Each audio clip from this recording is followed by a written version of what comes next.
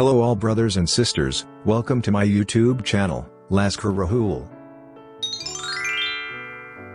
Chapter 8 of The Science of Getting Rich by Wallace D.Wattles. Recording by Majlinger. Chapter 8 Thinking in a Certain Way. Turn back to Chapter 6 and read again the story of the man who formed the mental image of his house, and you will get a fair idea of the initial step toward getting rich. You must form a clear and definite mental picture of what you want. You cannot transmit an idea unless you have it yourself. You must have it before you can give it. And many people fail to impress the thinking substance because they have themselves only a vague and mystic concept of the things they want to do, to have, or to become. It is not enough that you should have a general desire for wealth, to do good with. Everybody has that desire. It is not enough that you should have a wish to travel, see things, live more, etc. Everybody has those desires also. If you are going to send a wireless message to a friend, you would not send the letters of the alphabet in their order and let him construct the message for himself, nor would you take words at random from the dictionary. You would send a coherent sentence, one which meant something. When you try to impress your wants upon substance, remember that it must be done by a coherent statement. You must know what you want and be definite. You can never get rich or start the creative power into action by sending out unformed longings and vague desires. Go over your desires just as the man I have described went over his house. See just what you want and get a clear mental picture of it as you wish it to look when you get it. That clear mental picture you must have continually in mind, as the sailor has in mind the port toward which he is sailing the ship. You must keep your face toward it all the time. You must no more lose sight of it than the steersman loses sight of the compass. It is not necessary to take exercises in concentration, nor to set apart special times for prayer and affirmation, nor to go into the silence, nor to do occult stunt of any kind. These things are well enough, but all you need is to know what you want, and to want it badly enough so that it will stay in your thoughts. Spend as much your leisure time as you can in contemplating your picture, but no one needs to take exercises to concentrate his mind on a thing he really wants. It is the things you do not really care about which require effort to fix your attention upon them. And unless you really want to get rich, so that the desire is strong enough to hold your thoughts directed to the purpose as the magnetic pole holds the needle of the compass, it will hardly be worthwhile for you to try to carry out the instructions given in this book.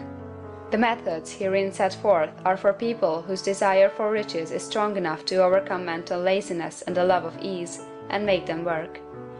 The more clear and definite you make your picture then, and the more you dwell upon it, bringing out all its delightful details, the stronger your desire will be, and the stronger your desire, the easier it will be to hold your mind fixed upon the picture of what you want.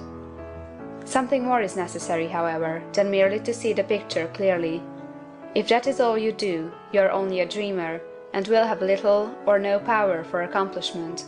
Behind your clear vision must be the purpose to realize it, to bring it out in tangible expression. And behind this purpose must be an invincible and unwavering faith that the thing is already yours, that it is at hand and you have only to take possession of it. Live in the new house mentally until it takes form around you physically. In the mental realm, enter at once into full enjoyment of the things you want. Whatsoever things ye ask for when ye pray, believe that ye receive them, and ye shall have them, said Jesus. See the things you want as if they were actually around you all the time. See yourself as owning and using them. Make use of them in imagination just as you will use them when they are your tangible possessions. Dwell upon your mental picture until it is clear and distinct, and then take the mental attitude of ownership toward everything in that picture. Take possession of it, in mind, in the full faith that it is actually yours. Hold to this mental ownership. Do not waver for an instant in the faith that it is real. And remember what was said in the preceding chapter about gratitude. Be as thankful for it all the time as you expect it to be when it has taken form. The man who can sincerely thank God for the things which as yet he owns only in imagination has real faith. He will get rich. He will cause the creation of whatsoever he wants. You do not need to pray repeatedly for things you want. It is not necessary to tell God about it every day. Use not vain repetitions as the heathen do, said Jesus to his pupils, for your Father knoweth that ye have need of these things before ye ask him.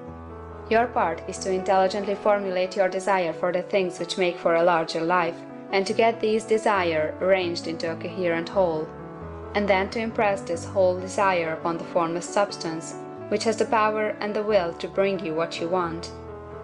You do not make this impression by repeating strings of words, you make it by holding the vision with unshakable purpose to attain it, and with steadfast faith that you do attain it.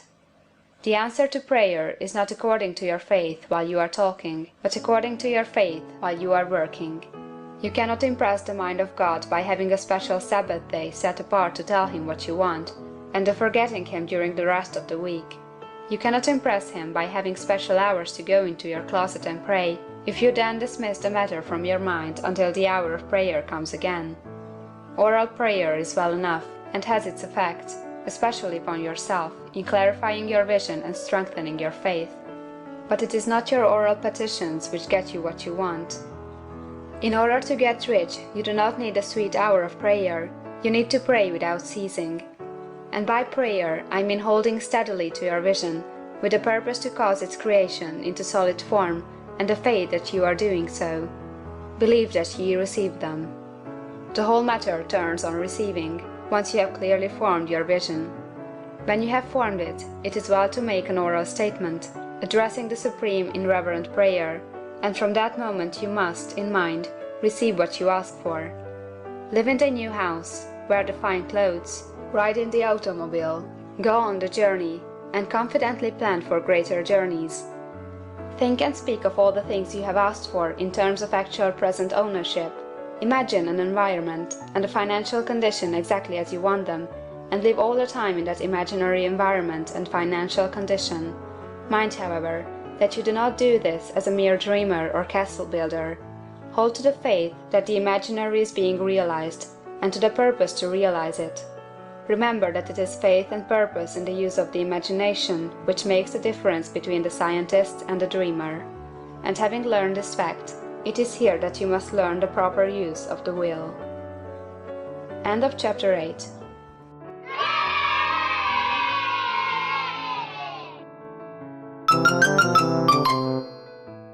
Thank you for watching this video. Thanks for your valuable time, my dear brothers and sisters.